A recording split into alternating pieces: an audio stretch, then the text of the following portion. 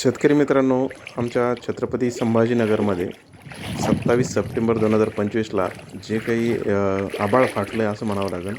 आमचे शेतकरी मित्र आहे अश्विन भाऊ काळे, राहणार ताडपिंपळगाव, तालुका कन्नड, जिल्हा छत्रपती संभाजीनगर.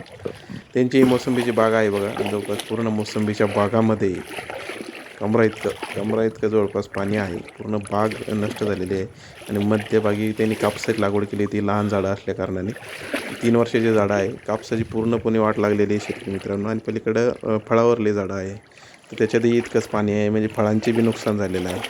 हे अतोनात जे मराठवाड्यावर शेतकरी मित्रांनो आभाळ फाटलं आहे, तर ते निःशब्द आहे. इतकं शेतकऱ्यांचं नुकसान झालेलं आहे. आणि तुम्ही बघू शकता, जवळपास झाडाची पूर्ण खोडं खाली पाण्याखाली आहे आणि कापसाची तर पूर्णच म्हणजे नुकसान 100% कपाशीचं झालेलं आहे. तर त्यांच्या पूर्ण गावामध्ये शेतकऱ्यांच्या जवळपास यांच्या शेतापासून 1 किलोमीटरपर्यंत नदी नाही आहे. पण मग इतकं पाणी नदी ओलांडून आणि आभाळच फाटलं आहे. ढगफुटीसारखं सदृश्य परिस्थिती आहे. इतकं सुंदर त्यांची कपाशी होती बघा. वरच्या साईडला आहे पाणी ते पूर्ण कपाशीत खालच्या कैऱ्या आणि खालचीच मुळ्या डॅमेज 100% होणार आहे. कपाशीचं पूर्ण अतोनात नुकसान झालेलं आहे. आपण बघू शकता. निशब्द आहे.